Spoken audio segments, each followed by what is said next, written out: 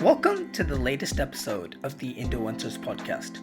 On today's episode, we have an incredibly fascinating musician who has made a name for herself as a singer, arranger, and now composer as well. Her professional musical journey started off as a playback singer, singing regularly for the legendary Vidyasagar sir, among other composers from her mid-teens. Since then, while her playback repertoire has grown to include collaborations with the likes of A.R. Rahman and Santosh Narayanan, she has also become a prominent arranger, given her involvement in countless high-profile films, as well as iconic independent projects like Harmonize Project, Purva, and Pan. Most recently, she has formed the Indian Choral Ensemble, consisting of 40 Indian singers, and they are in the process of releasing their first EP as we speak. To talk about her illustrious career thus far, it is my honor to be sitting down with the incredible singer, arranger, and composer, Kalyani Nair. Thank you, Nishad. The intro was like, okay, I was like, okay, have I done so much? Is it worth talking? But yeah, thank you for that generous intro. I mean, that is everything you've done. And in the process of researching for this episode, I actually found it really fascinating because a lot of different things that I thought were by different people were actually by the same person. Okay. But yeah, let's get straight into things. And what I like to do on this podcast is start from day one and really kind of trace the steps that you've taken along your musical journey to figure out how you've gotten to where you are today and what shapes who you are today. And for you, music was kind of in you from day one, quite literally, because as I understand it, your father's favorite ragam was Kalyani. Actually, yes. And henceforth, the name Kalyani for you as well. So given that music was attached to you almost by force from day one, can you just talk about how much music kind of played a role in your early years and how much music was kind of flowing around the family? Yes, so it's like although I don't come from a musical family, I think I come from a family of people who love music. They're all ardent listeners of music. So I think music has always been a part of my life. In fact, my father wanted to become a singer in his youth days, like when he was making a career decision. He had actually even he was qualified as an AIR. Those days they used to have this light music auditioning, in the AR. So that is in Trivandrum in Kerala. And he got through that and he was kind of recording very often at AIR. And that is when he also, those days they won't send, especially men, they'll still encourage women, but, to men to take up jobs like art and, going into music was like complete no. And my grandfather said, no, I've paid so much money for engineering. Please finish your engineering and go get a normal job, nothing doing. So, yeah, as long as he was in Kerala, along with his studies, he was continuing to sing at the AIR and he was learning music. But soon after engineering, he got into the Officers Training Academy, and then it was the Indian Army for him. So then, the only way for him to pursue his music was by, singing at the army functions. Actually, for me also, I think it started off like that. Because in the army it's a very nice organization where the family is also very, very closely related to the organization. So, and that to my father, luckily he didn't have too many field postings, so most of the time we could go and stay with him wherever he was posted. So most of the times, for all these army functions that we go to, there was always like entertainment was always a big part. And I think right from when I was probably, I don't know, some 2 years old, I remember kind of, I've heard my parents saying that, I used to sing back then. So I think it all started like that. And music was always a part of my life because my father always played a lot of, and that too, he was very fond of Rafi Saab's music. So a lot of vintage Hindi. And then, of course, because I was mostly in the north, I finished my schooling mostly in the north. So a lot of Hindustani influence, although I didn't learn formally, but the music teachers in my school, all of them taught me little, some tarana, bandish, like that. So I was kind of exposed to a lot of Hindustani, ghazal, and devotional, that kind of, a lot of Indian music actually, in my early years. And after, I think it was in my 10th standard, soon after my board exam, our usual holiday summer breaks that we go to visit our grandparents at Kerala. My uncle, he had a very close friend at a Malayalam channel back then called Kairali. And it was just a very casual meeting, and he asked me to sing, and I sang, and he liked my voice. And he was conceiving the idea of a musical show that time. So he said, I want to feature you.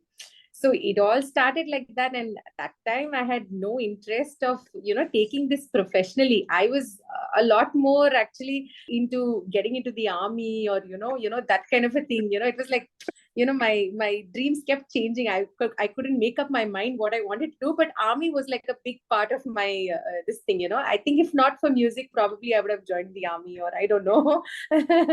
So that happened, and that kind of changed the course of my life, because till then I had not sung anywhere publicly and things like that.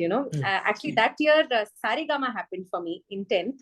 I went as a contestant in Saregama Pa, which was hosted by Shan. And soon after that is when this happened. So series of things related to music happened, and I was happy to receive accolades from people. Yeah, so I think one thing led to the other, and suddenly I got a call from Vidyasagar sir's office saying that they wanted a demo of mine. And I just very casually, I didn't even go to the studio, because we didn't have access to studio, and we were like very far off from that, the studio business, music industry kind of a thing. So we really didn't know who to go and contact and all that. So I just got a normal mic at home, and then I recorded on that tape recorder, that cassette tape recorder. I just recorded on that with a Shruti box, and I sent my demo, and they liked it. So this happened actually through P. Unnikrishnan sir. We are kind of very distantly, through a family relative, we know him. So he suggested my name to Vidyasagar sir. Yeah, and that's how they called me, and they liked my demo. And from then it was like, he called me actually to sing in Parthiban Kanavu first. That was the first movie that I sang. That was way back in 2003. I was in my 11th standard that time.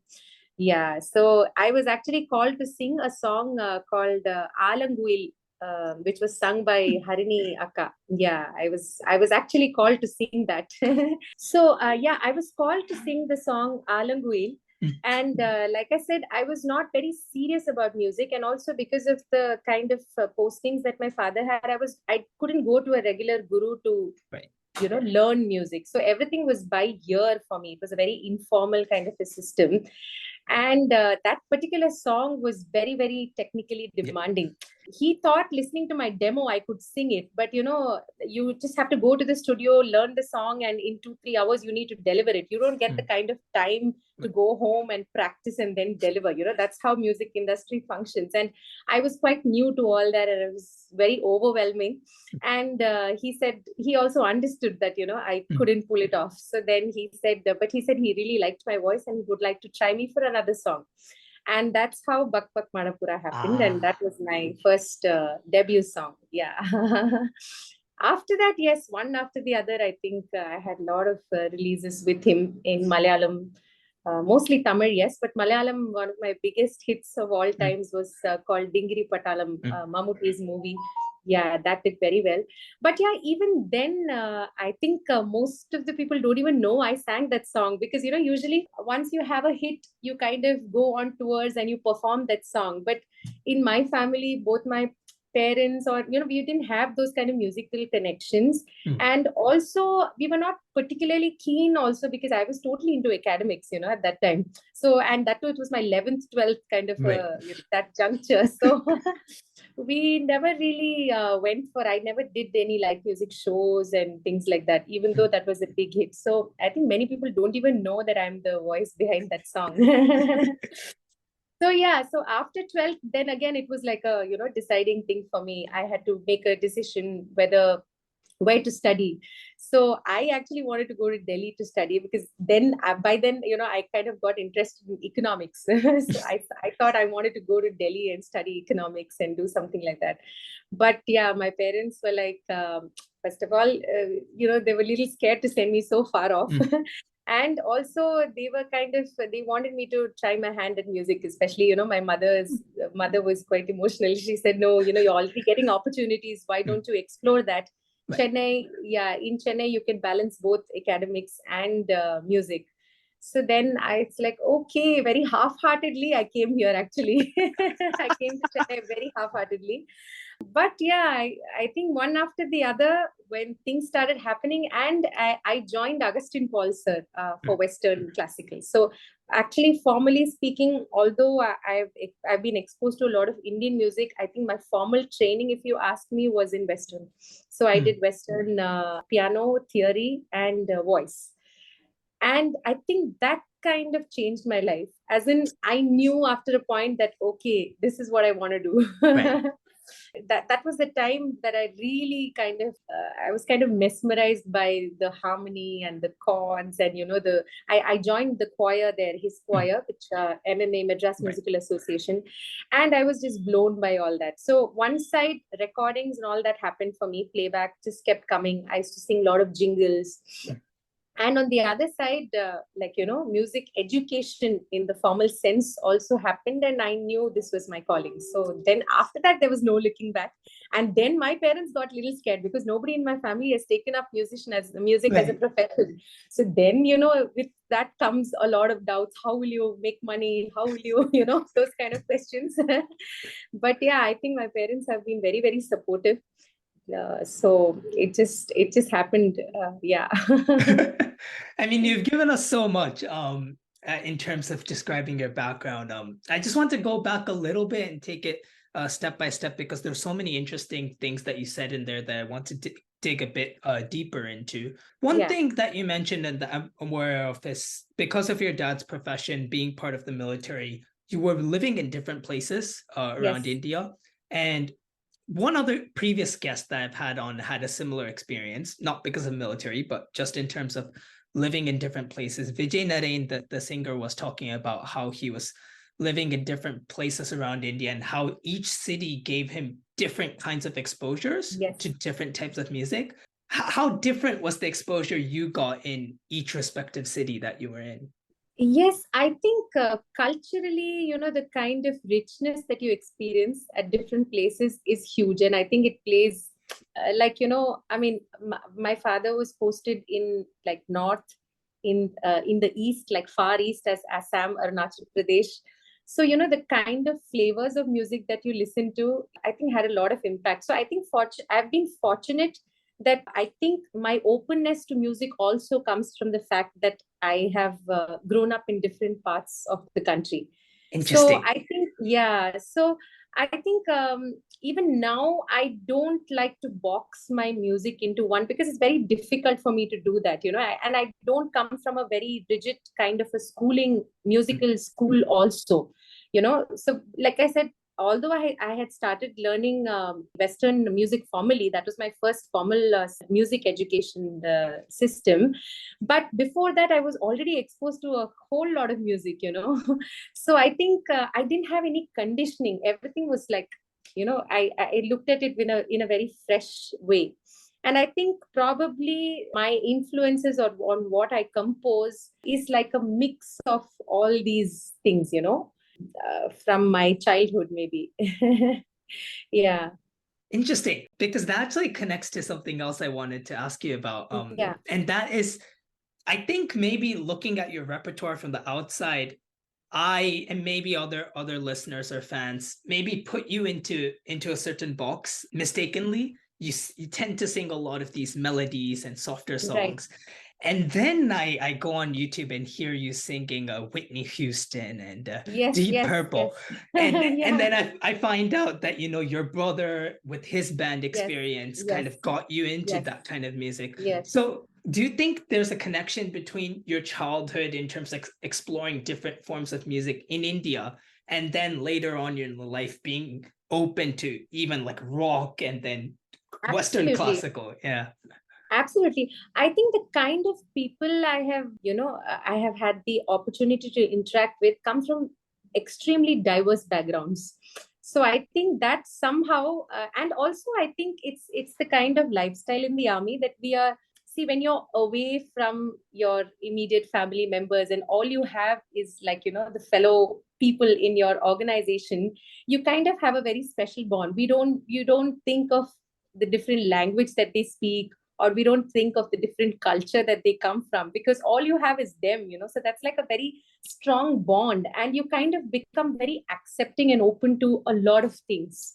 And I think that is the main reason why I get very excited when I meet people from different regions, because, and I connect very well because I have had some kind of an experience of what they speak about. I can relate because I've kind of been in those places, and how I know the kind of lifestyle they have there.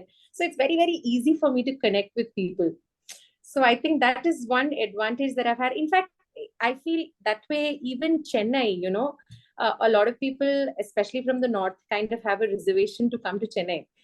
But I feel because of being in the army, I'm very open to living anywhere, and I know I can adapt very quickly because we're so used to moving every 2 years, and you don't have any option but to gel with the people there. Every time it's like new people, new faces, and I think it's made me very open, and I think that happens in my mindset, as a human being, and also that reflects in my music also, I feel. Yes. Yeah, absolutely. I think later on I want to talk more about like Harmonized Project, because there you're doing Yes. Swahili songs and then bossa nova and then Yeah. classical. Yeah. Yeah. But I also want to dig a bit deeper into your time learning with Mr. Augustine Paul, because I think that, as you said, it gave you clarity on kind of what Yes. you wanted to do in terms of music in your life. And I guess to start off with, what sort of things were you doing in that class? Because Western classical is a big umbrella. So what Correct. sort of theory were you studying, and what sort of repertoire were you going through? Yeah, so I actually went to him first for Western classical piano, because while I was in Sikandrabad, I finished my schooling 11th and 12th from Sikandrabad Army School. I had started learning piano there, like very basics. And then when I came to Chennai, I wanted to continue that. And that's how I went to Augustine Paul. And I had no idea about, I was very novice to the whole thing. I didn't even know what it, I mean, of course, I had heard like a little bit of Mozart and Beethoven and all that, but I really didn't know what all comes under the bracket of Western classical. And when I went to class, I discovered one, okay, there is theory to music. Okay, what is that? Because I saw a group of people sitting on the table, and I was in general, like when you're exposed to something new, and that too very late, you have like this curiosity, okay, what is this, what are they doing, why, what does that have, so I was very inquisitive about everything in the class, because there were a lot of things that were happening there. So in pro music, while I was doing piano, there were a couple of 2 3 rooms there. So there'll be some other instrument class happening there, and there'll be another bunch of students doing theory on another table. So it was all very exciting for me to see what how, so many different things people are doing, and I used to question everything. I'll be like, I want to do that, I want to do that. So I was just this very excited teen kid who wanted to try out everything. So very soon I joined the theory class, and I absolutely loved theory because it had arranging, so we do a lot of small arranging, right? Initially you start with like, there is a melody, you need to write a bass line, or there is a bass line, you need to create a melody, and then you kind of write the 4-part harmony. And because I used to sing, I used to actually sing out everything. And at home, I that's the time I kind of set up Nuendo. I used to work on Nuendo, this DAW software. And I got this computer mic, so I used to, whatever I used to write, I used to just try, and I used to just love listening to harmony. So I used to just, my voice, I used to just do multi-track recordings of my voice, of whatever I used to write. So, it was all very exciting for me. So I think my love for arranging kind of started from there. And of course, joining the choir, I think it's a very surreal experience for me when I go to a choir, when you're standing in the middle and all around you there are people singing different harmonies, and it's a very meditative process for me. Yeah, I also got a lot of comments from different people, as in when I was showing a lot of interest in choir music. By then I was already kind of established in the playback line, and there were many people who told me different things. They'll be like, no, choral singing is completely a different style. It'll mess with your playback singing. It'll reflect, you may not be called for playback kind of songs. And also the fact that back then there was still a hesitation of singing what they call the regular chorus, because you're a solo singer, you're not supposed to be singing chorus. Of course now things are different. I think Rahman has changed that, but back then I think in 2003 2004, that was the kind of a trend in the industry that solo singers sing only solo, and that kind of a thing. Yeah, so I used to go for harmony recordings with sir. So a lot of people, I got a lot of comments like that also, but somehow I didn't care about all that. I was just very excited when I went with Augustin sir, because I used to see him arranging like in real time. He'll go to the studio, he'll get the chords and he'll just write, and I was like, I used to be so fascinated, and listening to chords and in one go and just writing out the entire chord sheet of the song. All that used to like really fascinate me, and I'm like, okay, someday I want to do that, that kind of a thing. I think I always had that drive. He was a big inspiration, not only musically. I think even as a human being, his simplicity and his enthusiasm, he's so excited, and you won't believe it, the number of things he gets done in a span of 24 hours in a day. There are like innumerable things he does. So I think it was just inspiration, a lot of inspiration from him that I got. And I think in my music also, whatever I arrange, I write, I think I owe it to him. In fact, my first song, that Namtam that I released, I had actually worked on the song as a 1 minute promo for something else. That is way back in 2009. And that time he had conducted that. I had called him to conduct it for me, and we had recorded it with about 25-piece choir back then. Yeah, that was actually my first composition. And I told him, I said, I've been inspired by you, so thank you. And even when I released the song, I sent it to him. I said, it's all because of you. So yeah, I think a lot of learning comes from there. That's super interesting. There's something in there that caught my attention. Actually, a couple of things. I guess I'll start here.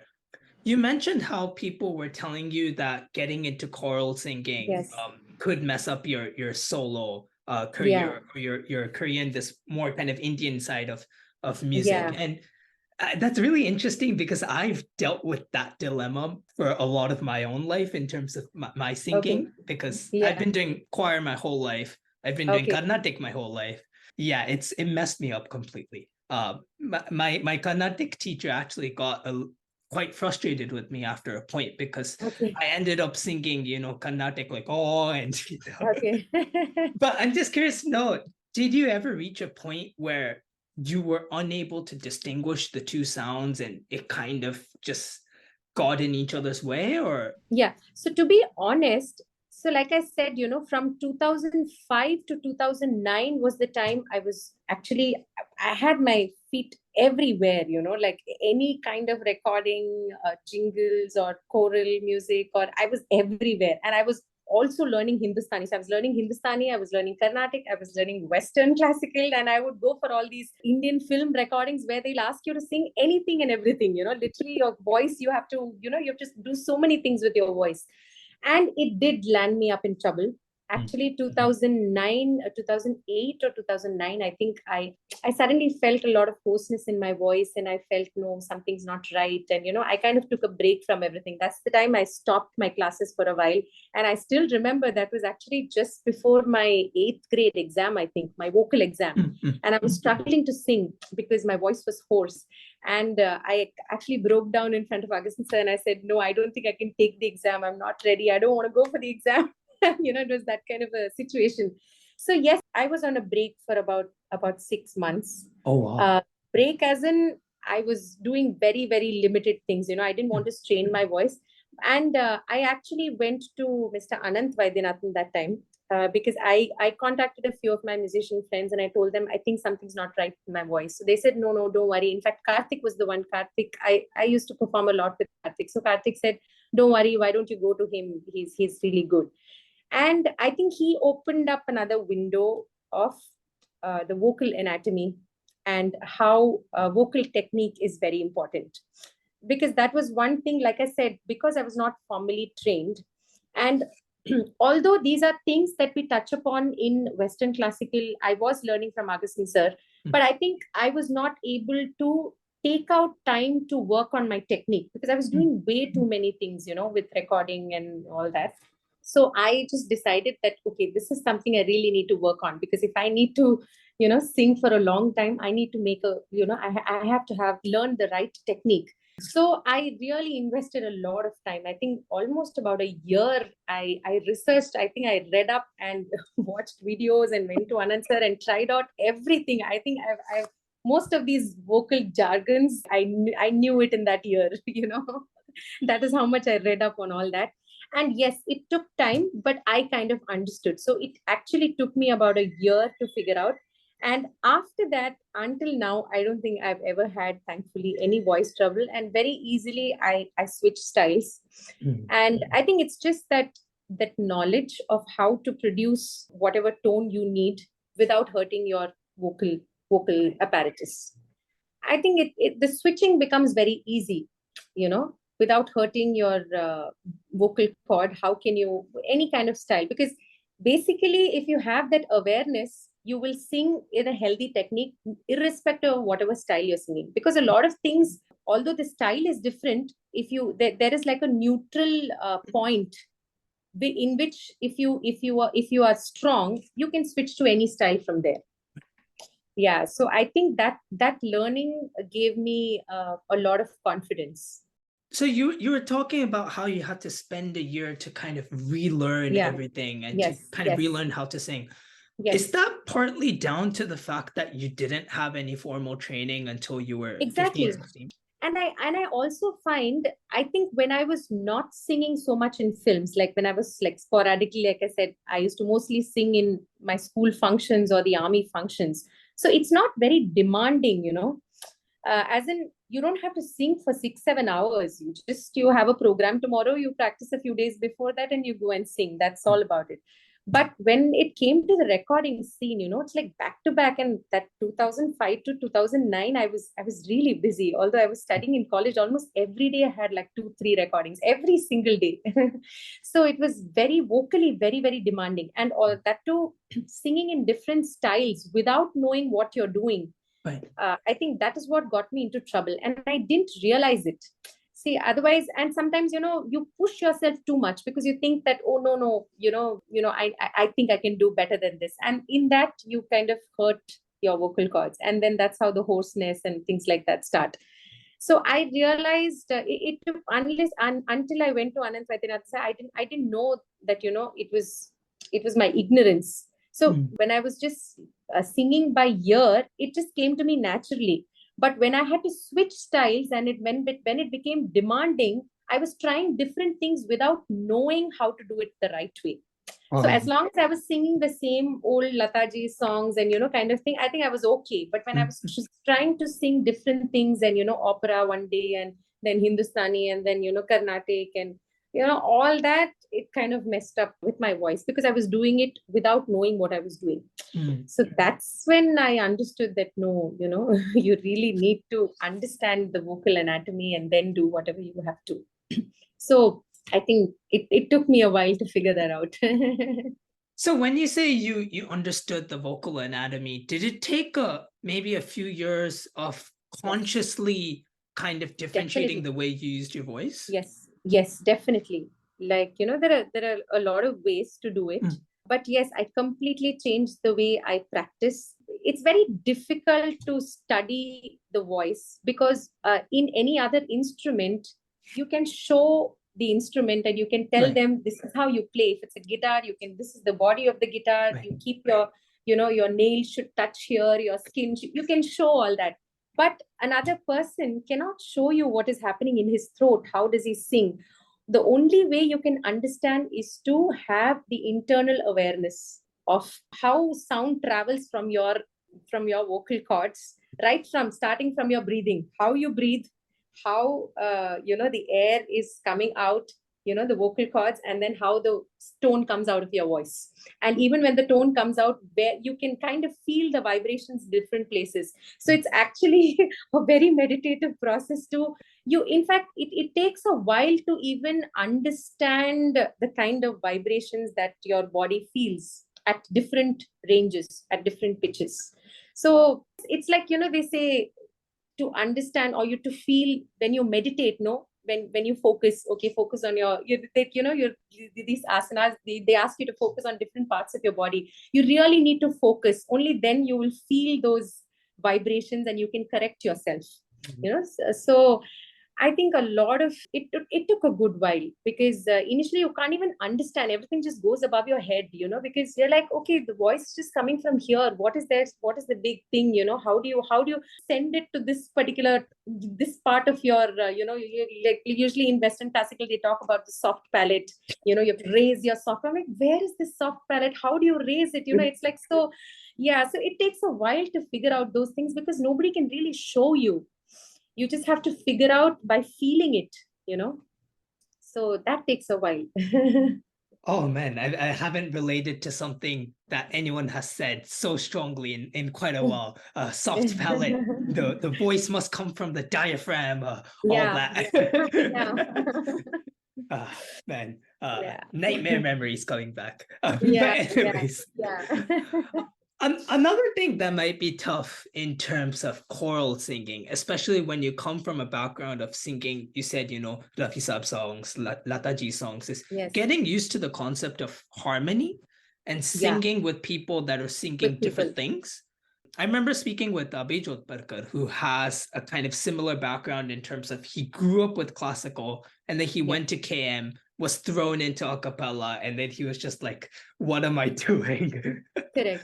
Did you have those kind of, I don't know if struggle is the right word, but those similar challenges in terms of learning how you fit in within a group of voices compared to, just singing a solo song?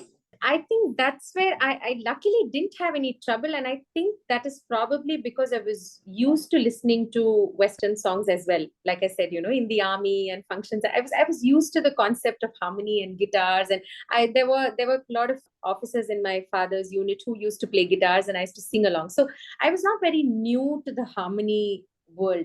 Of course, there were a lot of things which were fascinating, but basic things about singing in thirds and fifths and the usual triads kind of things that we talk about, I was already familiar with that. In fact, at home, I still remember there was, I don't know if you know this song, there's this Hindi song called Dil Pukari Ari Ari Ari. So there's one nice song of Lataji and Rafi Saab, and she kind of sings in thirds, and a lot of R.D. Burman songs like Jaane Ja, Dhoonta. I don't know if you're familiar with these songs. So these are the songs that we usually used to sing, and there are a lot of counterpart melodies that happen while the male sings, the female goes and all that. So it was not very new, or it was not something that I struggled with. I used to enjoy singing that. And in fact, at home, whenever my dad and I used to be free, I'll tell him, you sing that part, I'll sing the other part, So that was like a game for us. So I think I was always fascinated about harmony and different things happening at the same time, So I think I was just blown probably a zillion times more when I heard the choir, because there were just way too many harmonies and so rich. And, and MMA back then, I think even now,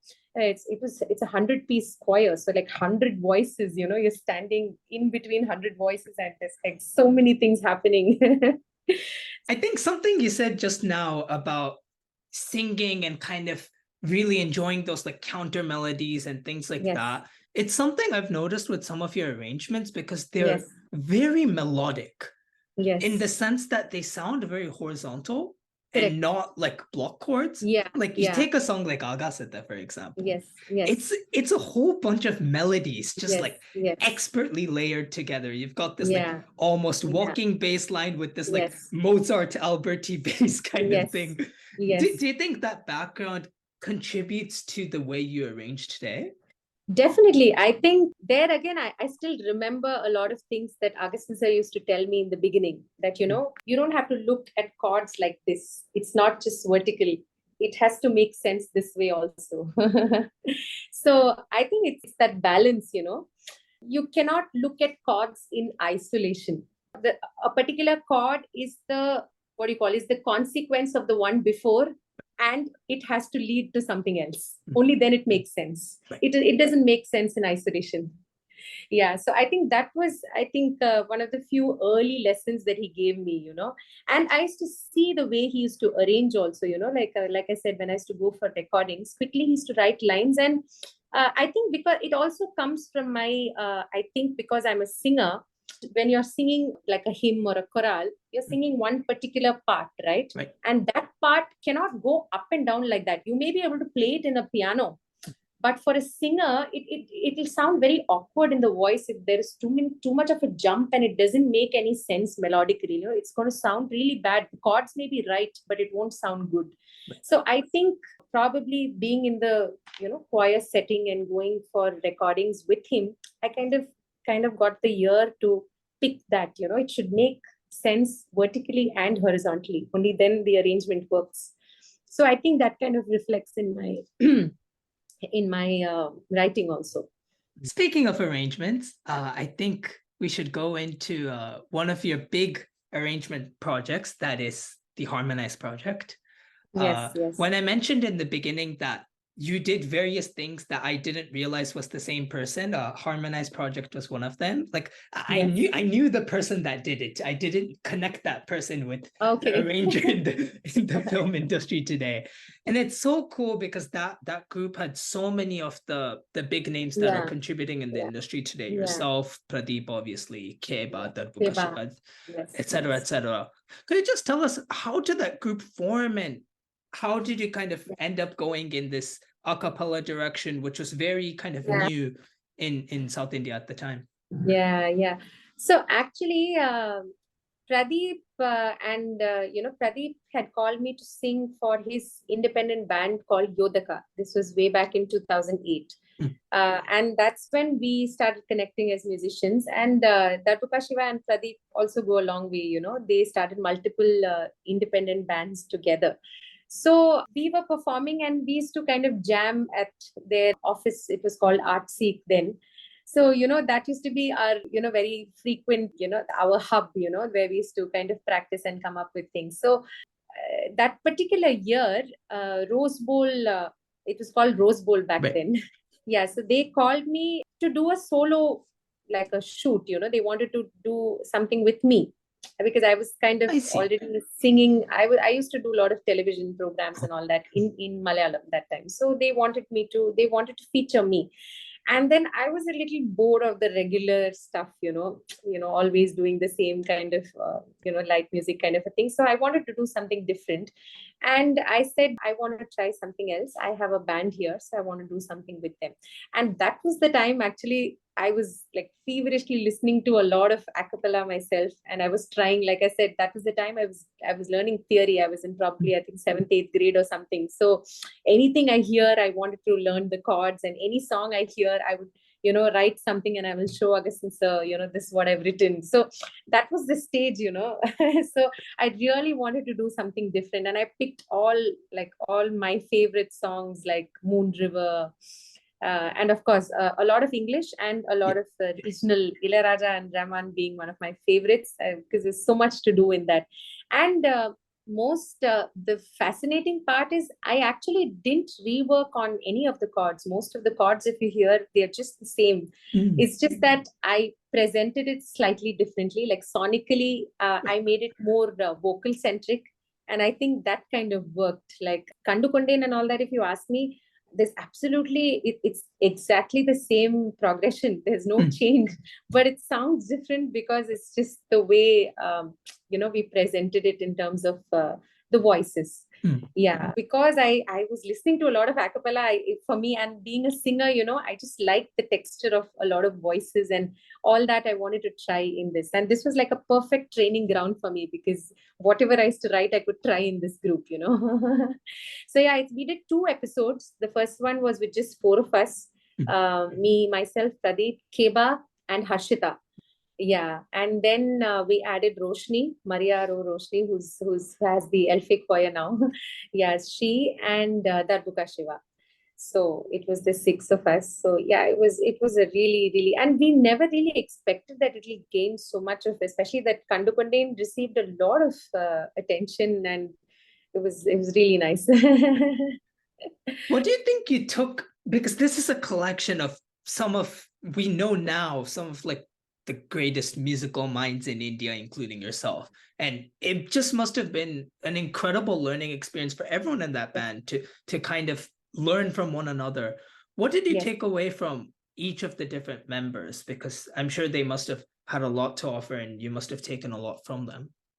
Yes, see, because Keba is a person I've known. Keba and I, we actually, one of my first bands was with Keba. Keba was the member of the first band Really that we had. interesting. Yeah, myself, Keba, and Simon, K.S. Simon King. Ah, Yeah, so we yes. were all part of a funk rock band. Yeah, Oh my it was called gosh. Route 10. So I know Keba from back then, and it always gave me an immense pleasure to, just collaborate with him. And like I was new to guitar that time. Mm. I didn't know how to play the guitar, but I used to kind of write out chords, and I used to watch him how he voices it on the guitar. So I think my learning from that, probably my fascination to guitar also started from Keba, I think. Keba, and then of course Pradeep. Right. Pradeep used to play a lot of bossa. He is very fond of bossa. So all that, I think, so that's how that learning happened. And I think voices was my forte, but from these people, I kind of learned a little bit more about guitar arrangement and how guitars and voices, how to complement, things like that. And of course, from Shiva about the rhythm part of it. So I think it was a great learning experience for me, and that kind of opened doors for other my whatever arrangement journey of mine, film arrangement. Everything started from there, because soon after that was we met Santosh. I mean, I met Santosh, and then one after the other, pizza and things like that happened. So I think this was like a perfect training ground for me. Did the South American whole music side come from Pradeep then? You did Aqua Yes, de Beber in yes, the thing as yes, well. yes. I was very new to that time, but Oh, he used to okay. play a lot of bossa nova, a lot of his one of his favorites being Jao Gilberto. So we used to often practice Desafinado, Chega de Saudade, and Mm. all those quiet nights and all those songs. So I think a lot of, and yeah, that was also one experience. Like, I used to try and write out chords of these songs. Yeah. And then, we used to kind of exchange, like I used to try and sing and he used to play. So all that was like a lot of learning that happened in that, I think from 2008 to 2013, 14 was like a lot of learning. Speaking of learning and with Pradeep as well, probably one of the most incredible journeys you've been on is with Purva and with Yes. Arnagiri Yes. Perumalai. Yes. And That was another world. I mean, those set of songs are just like, I was looking at the score because Yeah. whoever was kind enough to release it, like, thank you. So Yes. I was studying it a couple of years ago, and it was sitting in my laptop, and so I was just taking a look at it before this interview as well. And I mean, it's just a very interesting set of instruments. Time Yes. signatures go all over the place. Yeah. You All have over the place. Yeah. 2.5 minute intros before the vocals come in. Yes. I mean, Yes. like, just like how, to be Yeah. honest. Yeah. But yeah, Yeah. can you just tell us a little bit about how that whole So I thing think just came about? Yeah. completely the credit goes to Pradeep for that, for the compositions. I came in slightly later in Purva, because initially Purva was Sean Roldan and Pradeep were jamming on Purva. So those was Purva was the product of their practice sessions, literally. And back then they used to perform as a trio. Like Susha used to sing Ah, and play the percussion, and these two, and sometimes Praveen Sparsh also used to join on the percussion. So it was like a very acoustic guitar, ukulele kind of a setup. He had finished composing, I think, about 8 to 10 songs. And that's when he said, no, I think I hear a bigger sound. I want an orchestra in. And that's where I came in, because I was already kind of working with strings and things like that. So these were songs that I kind of like from its genesis, I had the privilege to hear it because it was through Pradeep. So I was already familiar with the songs and I was already humming those songs. So, orchestral thing came very naturally to me for those songs. And of course, with Pradeep's inputs, he also gave me a lot of inputs on how he wanted the orchestral arrangement. But the challenge there for me was writing. So strings, I was familiar with writing. But writing for woodwind and the brass was quite challenging, because that was one of the first time that I was exploring writing for brass and woodwind. So it was quite tricky, and I was listening to a lot of orchestral and trying to, because a lot of technique, and you need to know how to write for those instruments. Right. Yeah, so I think that was another set of learning for me.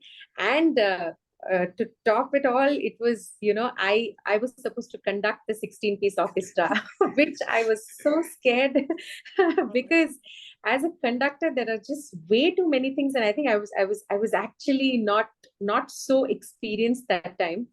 And it was with a group that I'm not familiar with. So if it's your home ground, that your people that you're always working with, it's a piece of cake. Even though the music is tough, you have that confidence. This was like completely new set of people, and we were on an extremely tight shoestring budget because it was our own production. Yeah, so we got this 16-piece, and we had only 3 rehearsals with them. And out of the 3 rehearsals, I think a lot of people, they had some other commitments, they were absent, and effectively we had only 2 practices. And we had to pull off these songs with, like what you said, crazy time signatures. And, the conductor score itself goes like, that page is so huge. And when it comes to brass, even if I have to tell them something, I have to transpose and tell them, because So true. yeah. So that was like a nightmare for me.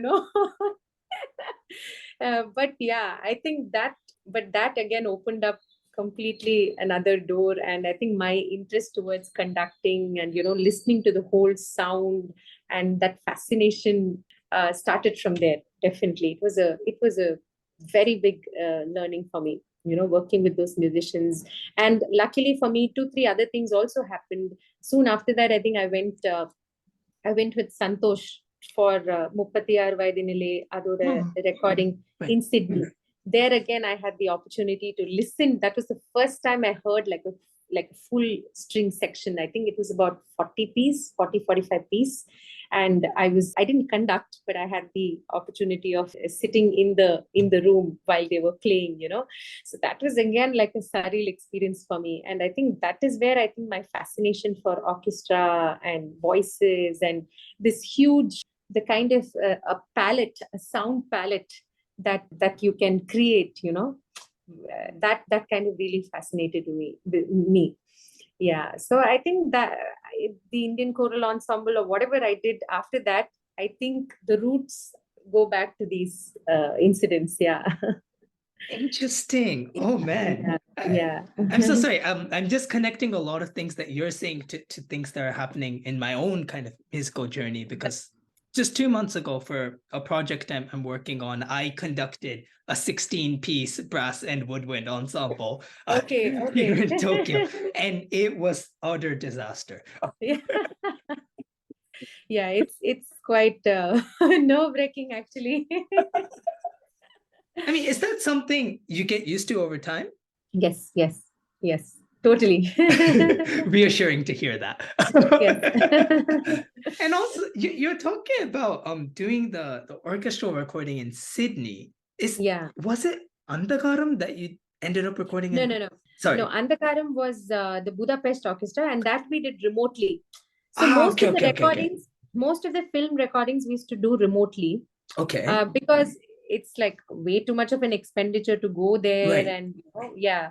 But this particular project, he wanted me to come, he wanted me to go in person, and we just wanted to experience that, and he thought it will value add if I be there for the session. So we actually flew from Chennai to Sydney, and we recorded the orchestra there. And the studio is such a beautiful place, and so many musicians, and you're sitting right in the middle of the string section. It's heavenly. And I was carrying that time. I had my second daughter. Yeah, so 5 months pregnant. So that is the time I went. It was amazing. Yeah. That baby got some really good music Yes, very yes. early on. Very early. Yes. I'm curious to know how different is it recording an orchestra in person compared to remote? How different is your experience? So, see, right now, I'm talking about the business side of it. We usually book them for number of hours. Right. Yeah. So most of the time we have everything written out, because it doesn't work like how you call a session musician or a guitarist, okay, you come, okay, let's jam, it doesn't work like that, because there are so many people involved. It just goes by time. That's how they work. So most of the things are already written out, including the dynamics, expression, like as much information you give them, the better, because the conductor gets an idea of how the piece should sound. And they are such experts, they look at the score and they know exactly what needs to be done. They're so experienced, like the conductors we were initially working a lot with the Macedonia Orchestra, and we also worked a lot with the Budapest Orchestra. So very, very experienced conductors. And honestly, remotely also, it works very, very well, because with, the advent in technology, like back when we started, there used to be only audio source for us to hear. But nowadays you have both video and the source connect. And the source connect is like almost as good as you sitting in the console room of the studio. It's like, unless there is an internet issue and you kind of miss on certain things. So basically what I'm trying to say is, remotely also it works perfectly fine. But it's just that when it is like a live music like Purva, I don't think Purva we would have been able to do remotely. Right. Because those are things, the kind of music is different. And there are some things that we couldn't really notate because of the Indian element in it, which we kind of I had to sing and show them certain things, or some little things like that. So I think it also depends on the kind of music. I think for film music, it worked. But if it's like a live thing, you really need to rehearse with them. You need to be there in person. And of course, being there in person also, sometimes some things you hear and you want to, like most of the things are written out, but you want to add something, those kind of things happen quickly if you're there in person. But very effectively, it works remotely also. And most of the recordings happen remotely nowadays. Nobody really goes there, too much of expenditure and things like that. Yeah. But if you get a chance to go, nothing like it. Last I went to Budapest, in fact, I went with Simon King for his Amazon Prime series called Vadandi. Yeah, so that again was we had a 35-piece string section, I think about 11 or 12 brass and 4 woodwinds. So we recorded all of them. It was an amazing, like mind-blowing. In fact, we had 3 sessions. First was 3 hours of strings alone, and then about 2 hours of the full orchestra, woodwind, brass, everybody. And then the last 3 hours was just the string quartet. So it was like one full day of recordings with the Budapest Orchestra. It was amazing. And yes, it does make a difference. Like little things you can kind of quickly tell them. And I usually sit because I had Simon with me. Simon was in the console room, to see how the sound is there. And I was sitting with the conductor.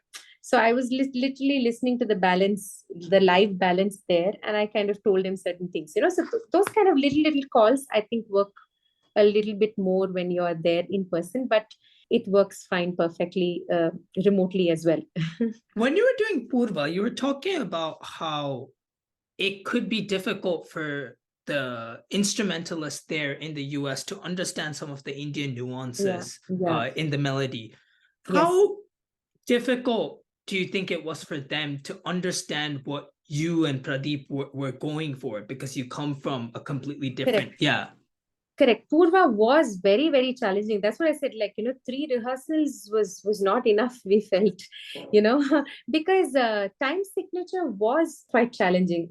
Not only the time signature, the kind of harmony, because most of them come from classical background, but the kind of chord progression and the voicing that Pradeep works are not are very, very different from the typical Western classical way of writing. And there were a lot of melodies also that he had written, which I had written, transcribed for the orchestra. So all that, it took a while to settle. Yeah. And but the beauty of the thing was, I think when Pradeep, like especially I remember the song Kadi Modi, that has a lot of the time signature keeps changing. Yeah, I think it's some 21.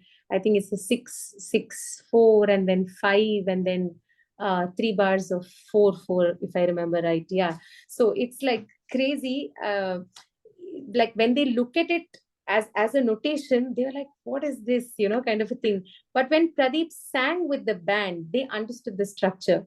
So what I meant is the poem is also written so beautifully. When we sang it, it just flowed very, naturally. They were also at ease, they kind of understood how it fitted in. The lyrics are like that, what I meant. The poem is so beautifully written that even with multiple time signatures, when you start singing and you internalize the meter just falls like that. It's no more the math that you need to do. So yeah, a couple of songs like that. This one, and then we had another. The first song was called Iravu Pagal. That was in 5, I think. So yeah, those are time signatures.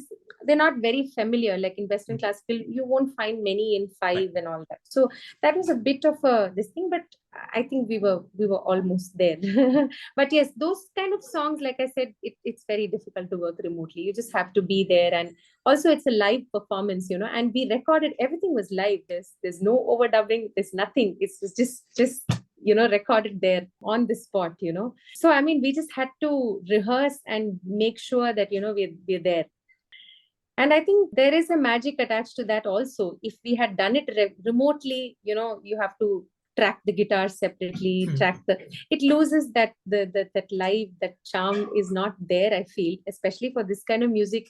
He was very particular that he wanted that live recording. And I think with whatever limited resources we had, we kind of pulled it off. When you're doing the arrangements, did you just feel the rhythm, and was writing the time signatures more of a formality then? Yes.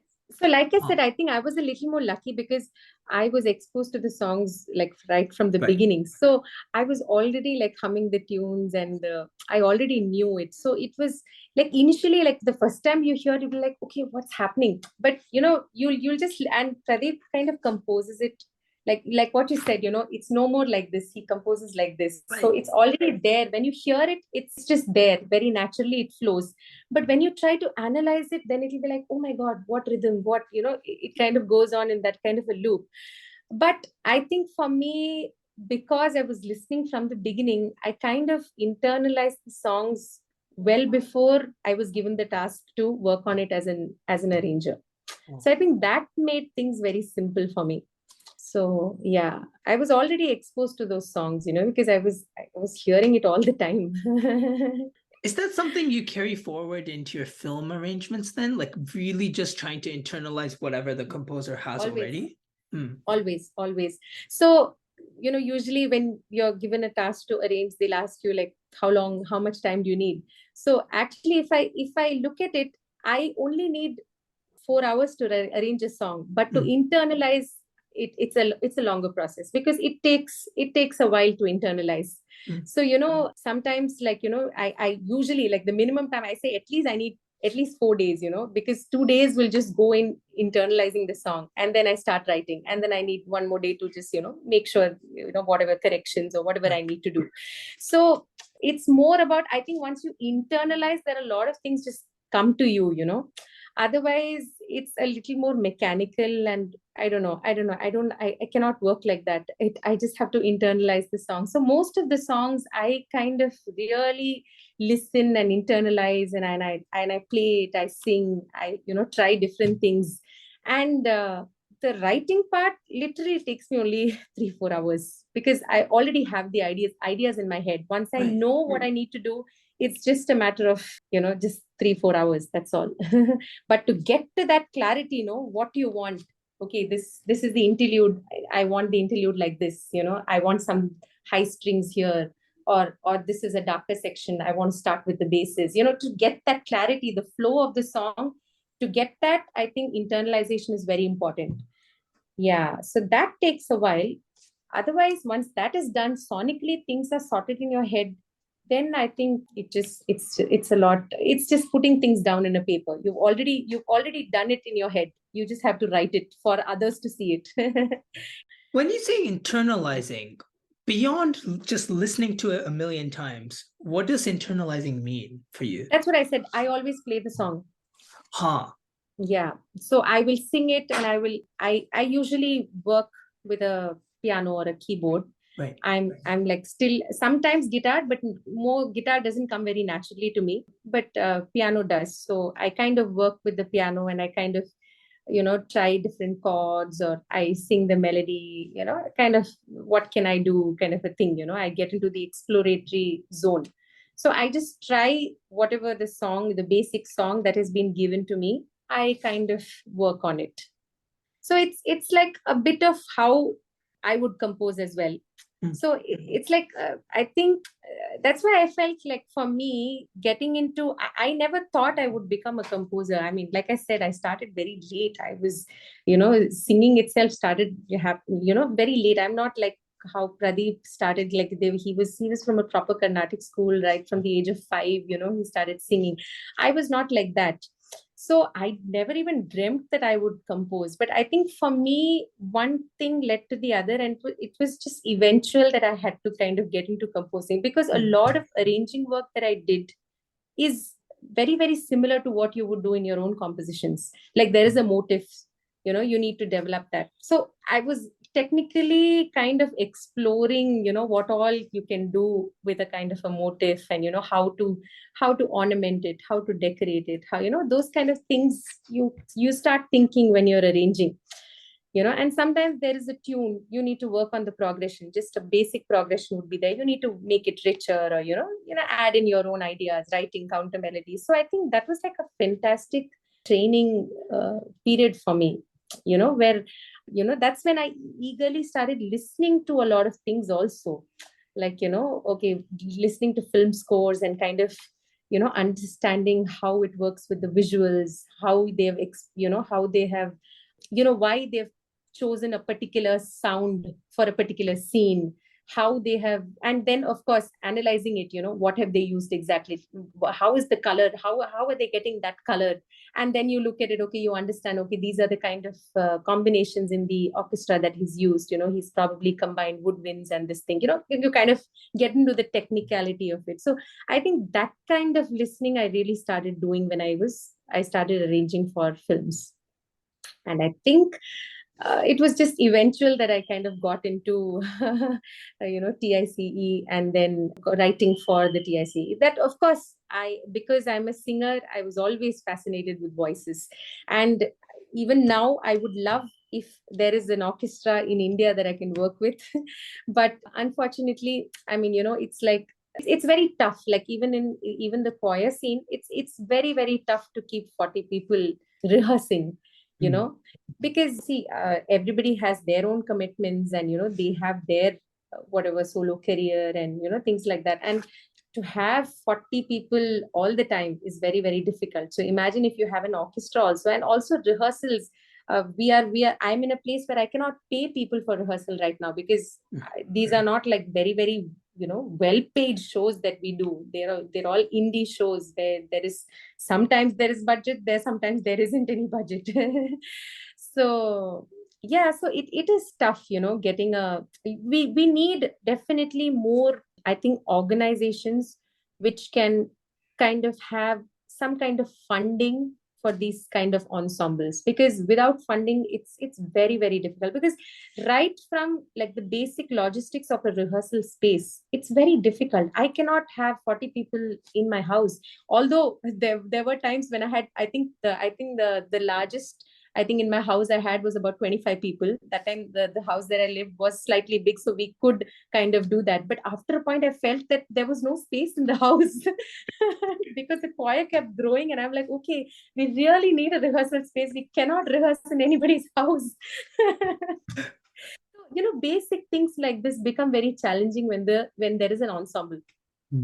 And the usual way in which these jam pads work is by hour. You have to make an hourly payment. Hourly payment and all is like just for every, and we need to rehearse ensembles rehearsals are very different from a band rehearsal, because especially there's so much of blend that you need to work on, and that comes with a lot of practice. Like if today we are hearing how Budapest Orchestra and all, when they play, like in the first sight reading itself, they get the whole piece right. That's because of years of training, whereas that ensemble culture is not there so much in India. People are not used to singing like this. So it's like we really started from scratch, right from talking about the tone, the blend. So it takes a while to get people into that culture of how to blend and sing, how to listen to everything. Should sound like one, there should be one voice. You should not be distinctly hearing each of the timbers. So it takes a while to set that. So we there was a point that we're like, okay, how can we conduct these weekly rehearsals? It was becoming, so that's where I felt that maybe if there is like some kind of a funding or something like that, it would be really, really helpful. And I feel that way, I think that is one of the reasons why we don't have an orchestra to rehearse with. Like, the professionals, we can't hire them because we don't have money to pay for every rehearsal, because that's how they work right now. Otherwise, I don't know. I don't know how else to, that's why I said, given an opportunity, if I had a chance, I would have loved to have TICE with an orchestra, at every rehearsal, voices and orchestra rehearsing together. That would be like a dream come true. But maybe we'll get there sometime. Maybe there'll be more budding musicians available for rehearsals. Yeah. So it is a challenge. It's quite a challenge, but I think we've kind of managed to. It's been more than 2 years since we started the choir, and every single week we meet. Yeah. So it's a pleasure. You talk about combining choir and orchestra, and this is actually the first time I'm hearing your kind of vision in that direction. Because I always knew that you wanted to take choir in kind of a larger direction, but hearing that you want to combine it with an orchestra is super interesting. Yes. Is that kind of where Omana Tingle comes from then? Is that like the first step in that process? Yes. Omana Tingle. And I have the next single coming up also, in which I collaborated with the Budapest Orchestra. So that also has a lot of heavy strings. So I think most of my compositions are like very strings and vocal oriented.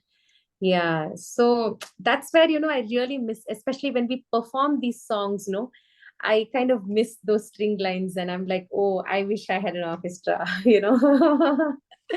Yeah, whatever we can, I'm trying to do whatever in my capacity. So I was fortunate enough to have Budapest Orchestra play in the song. But yeah, I'm hoping someday I will get to perform this with the choir in full strength and the orchestra as well. Yeah. You were talking about how there's a lack of funding and logistically it's difficult to take choir to a larger level. Yes. Do you think at the current moment there's interest both from a musician side and an audience side, and it's just a question of manifesting that into something tangible? Yes, definitely. Because I think I'm really overwhelmed with the kind of response we've got for whatever we've done in the choir. Because I think, the simplicity of the human voice, that cannot be undermined.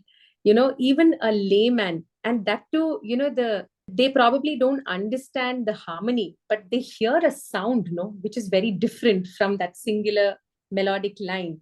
10 people singing harmony, it just hits people very, very, straight in the heart.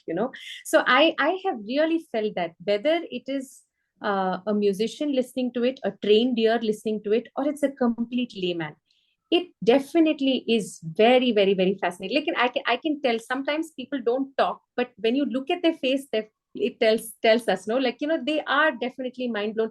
Especially, like the last concert that we did, the Indian Choral Ensemble was at Mayday, and here in Chennai, and we kind of experimented placing the voices amidst the audience, and kind of a completely unmiked.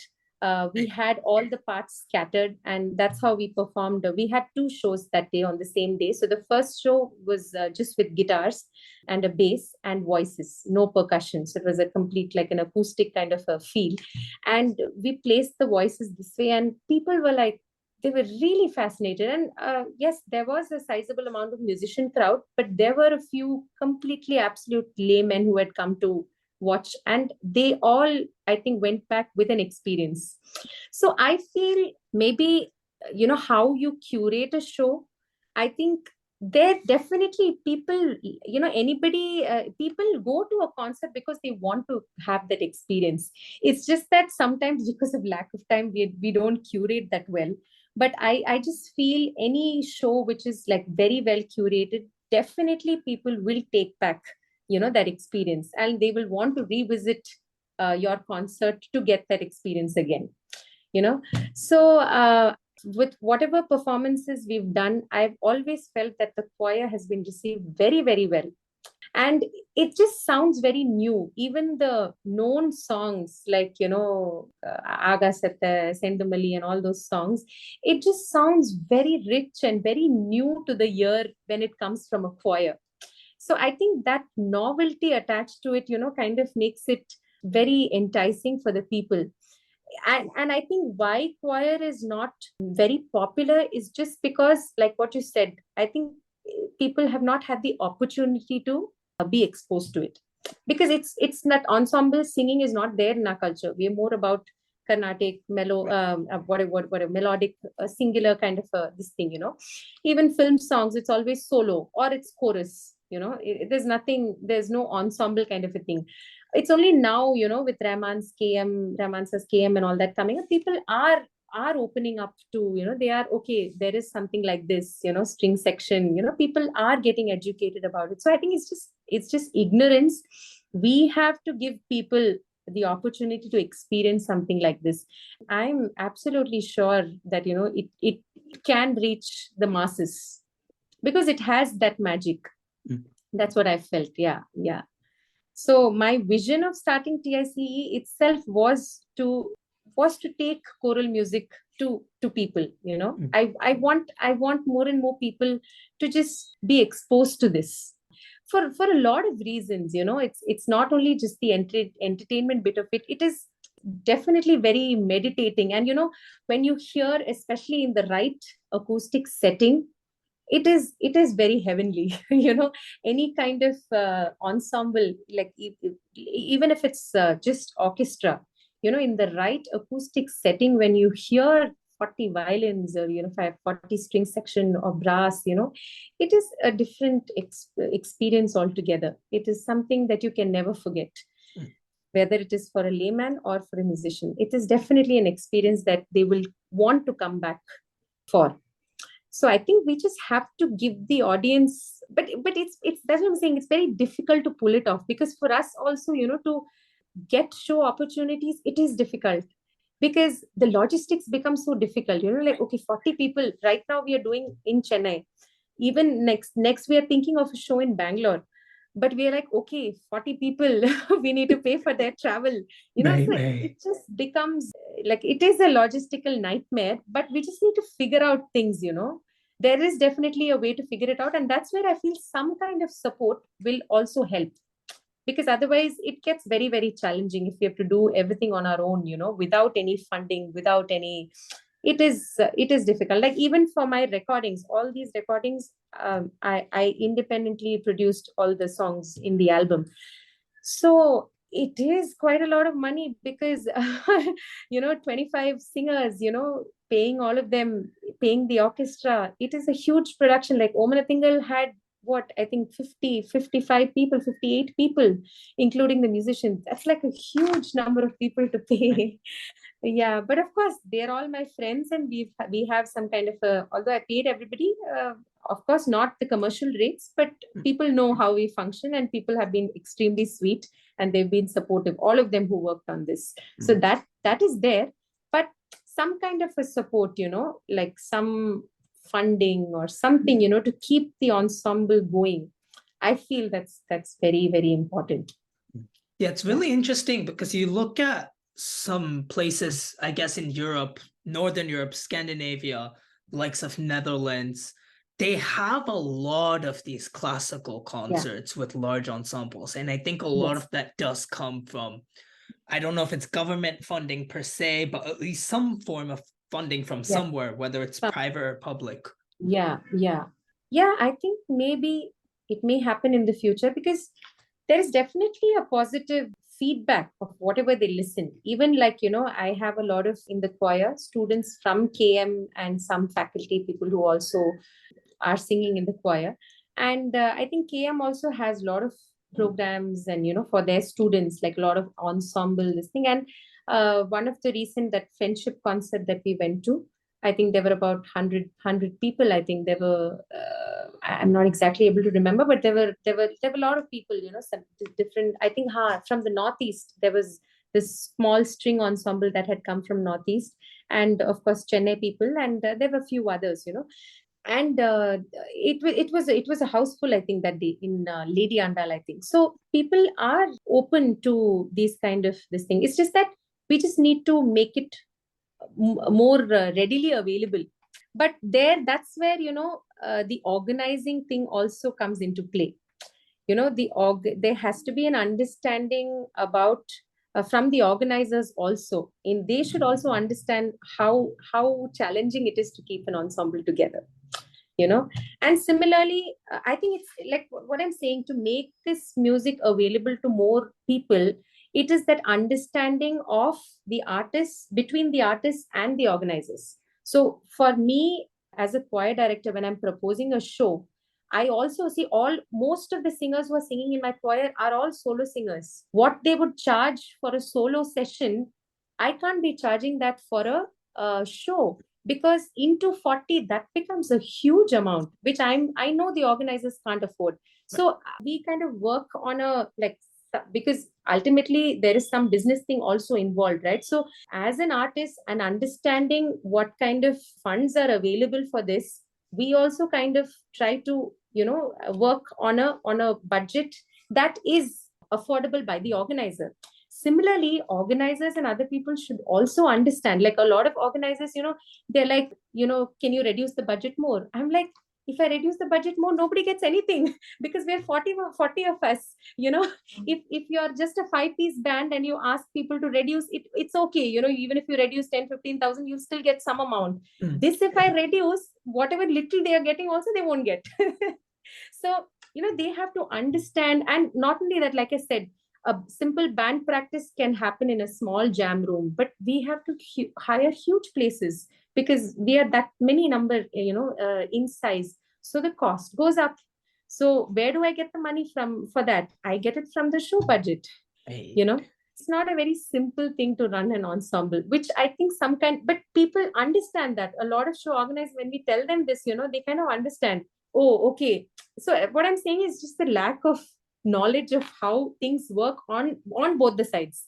Artists should know how the showbiz runs, the show business runs, and similarly they should know how we function. So I think it'll happen.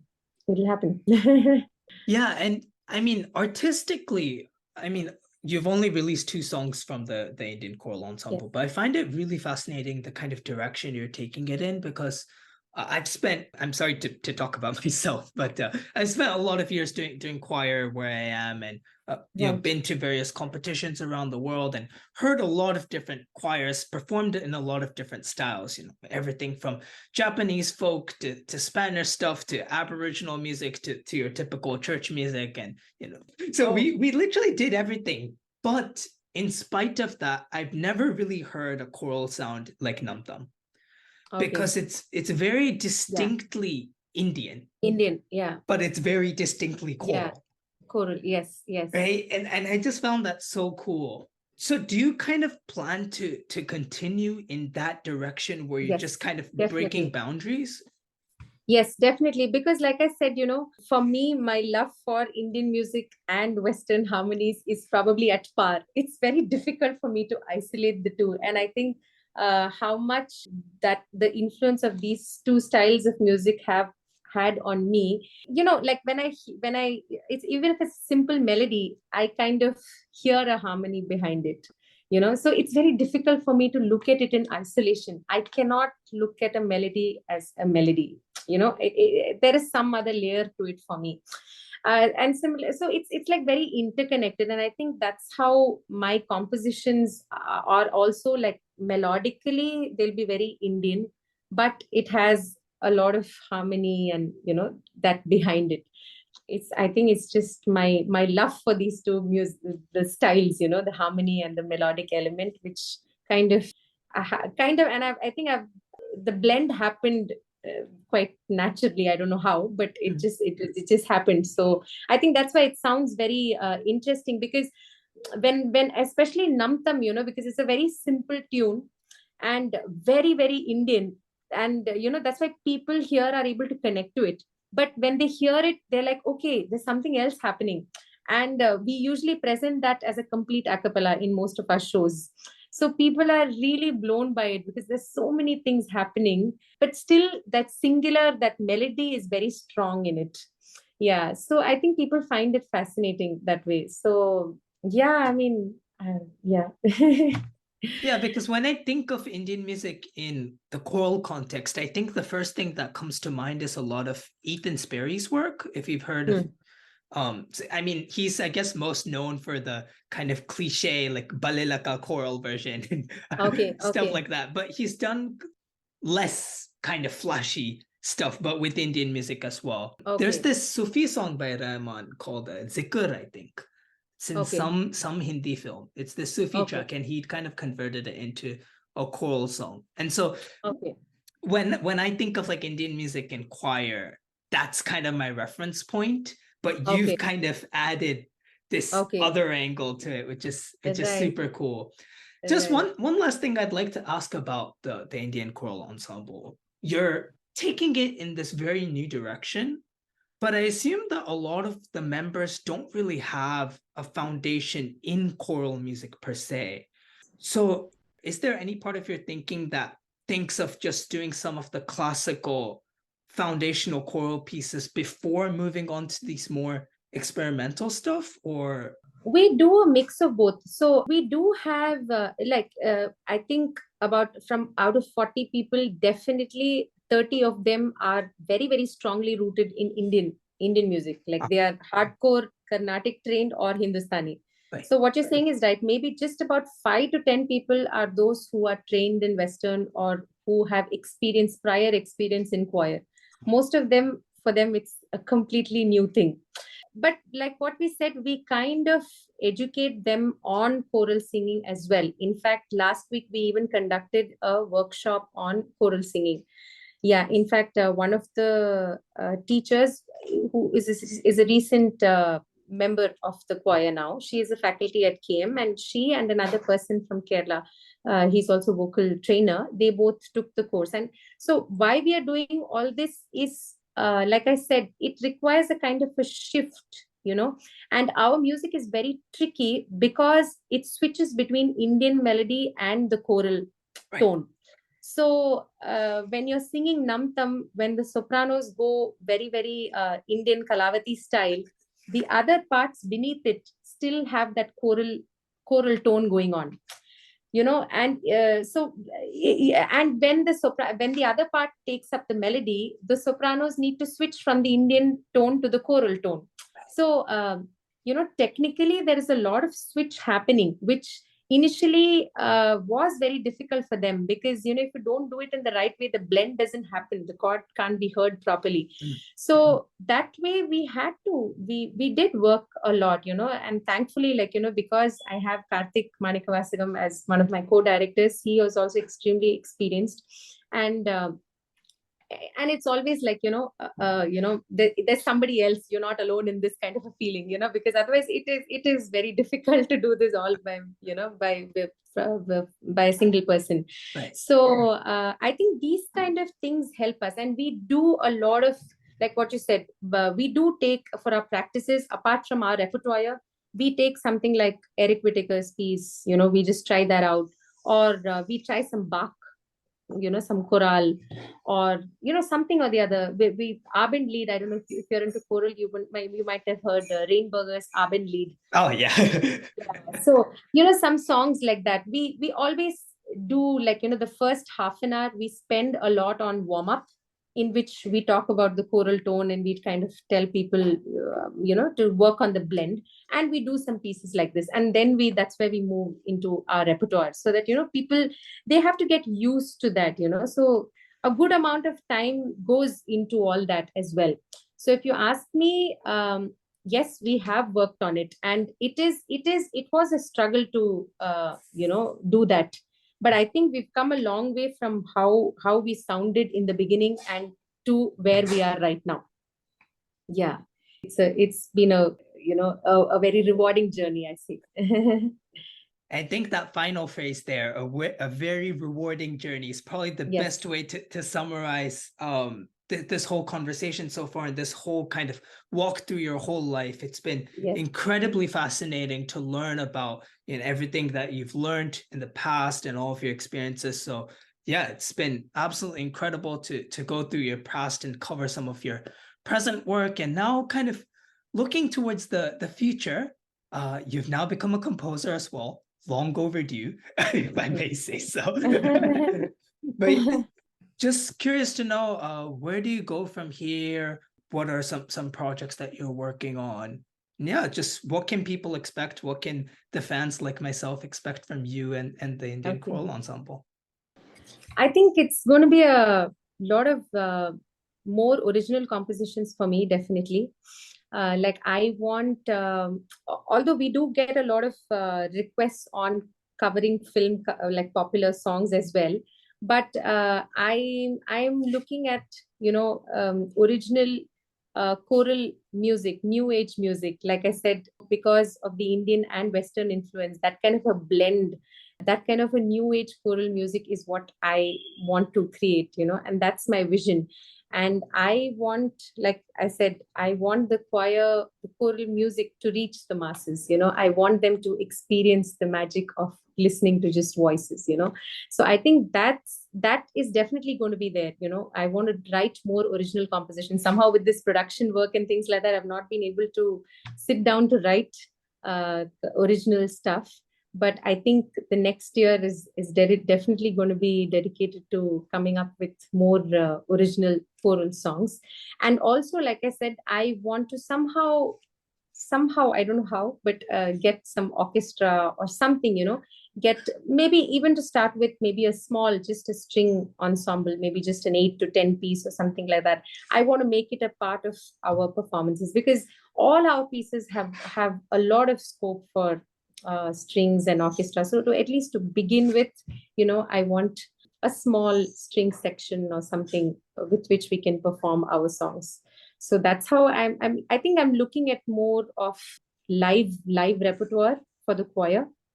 Yeah, and also I think with the NMACC at Bombay and those kind of places, I think there's definitely Ambani's place, Nita Mukesh Ambani's place. Okay. So I think there's definitely a lot of scope for chamber ensemble kind of performances. Right.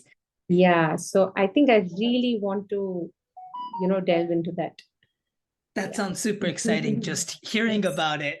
So super excited to see you slowly kind of put that into action, as you have done already to a large extent. And I like to end these podcasts with one final question. I ask the same question to every guest, and I'm especially interested to hear your answer. What's on your playlist? What's on my playlist? Huh? I think most often, I think it's Rachmaninoff. I think the last I heard was, and I like listening to string quartets. So I usually have, I have a lot of orchestral music. And of course, like I said, I always go back to Lataji.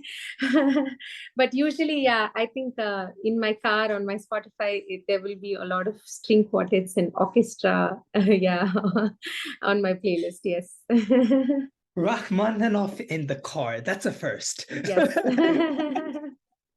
All right. So yeah, that kind of does it for this episode. You've given us so much of your time. So I had so much fun. I hope you had Yes. a little bit of fun as well. Yes, And definitely. It was really nice talking to you. And you being from the choral background, I think I didn't get any blank expression. You understood whatever I said. So that was really nice.